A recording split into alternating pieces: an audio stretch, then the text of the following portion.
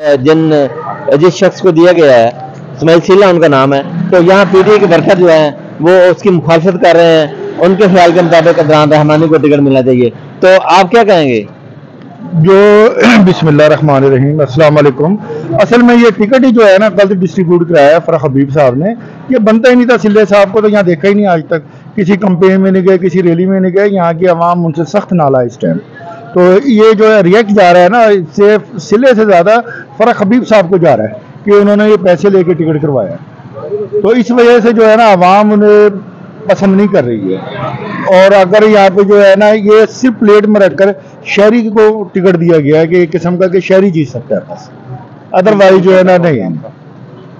यानी यहाँ पर जो इस्माइल सीला है उसके नाम से लोग वाकिफ नहीं वाकिफ नहीं है। उसके नाम से 75 साल के बाबे को टिकट दे दिया तो वो हमारा इमरान खान का बयानिया भी खत्म हो गया और नौजवान वाला, और ये जो मैरिट को चिकना चूर कर दिया गया है यहाँ पे। तो ये इस वजह से ये जो है ना नाकबूल है, और यहाँ पे ये जो है ना सीट का लॉस होना है और ये उठाना पड़ेगा इन हर हाल में। अच्छा, तो आपके ख्याल के मुताबिक किसको टिकट देना चाहिए? कौन सा कैंडिडेट जो है वो मजबूत कैंडिडेट? सबसे मजबूत कैंडिडेट जो था वो था अपना अदनान रहमानी।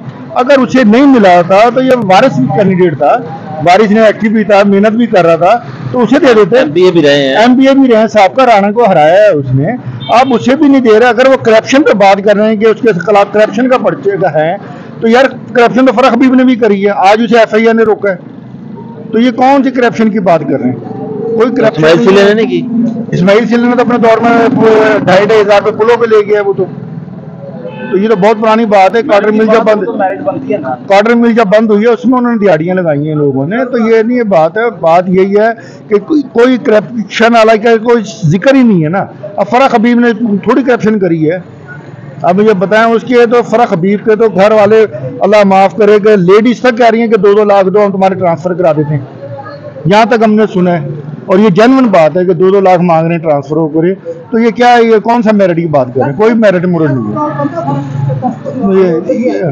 देखो ना, आप क्या कहेंगे? अस्सलाम वालेकुम। हम इस फैसले से खान साहब के बहुत नाराज़ हैं। खान साहब से तो हम खान साहब से यही अपील करते हैं कि मेरिट, हम खान साहब का एक ही नारा था कि मेरिट पे फैसला हो। तो मेरा ख्याल है कि मेरिट पे फैसला होना चाहिए। जब तक खान साहब ने एक नारा है कि जो मेरिट बनता है, मेरिट के हिसाब से Adnan Rahmani is the best. उसने काफ़ी मेहनत भी की है, स्ट्रगल भी की है, हमारे हल्के में आया भी है कई मरतबा। हर खुशी कमी यही होता है ना हल्के में। इस्माइल सीला को क्यों टिकट दी गई है?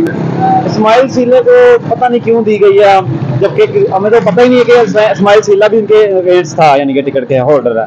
हमें तो था कि मियाँ वारिस था या अदनान रहमानी था। तो यहाँ पर टिकट किसको देनी चाहिए? अदनान रहमानी को ज्यादा मौजूद कैंडिडेट है। हाँ, ज्यादा मजबूत कैंडिडेट है।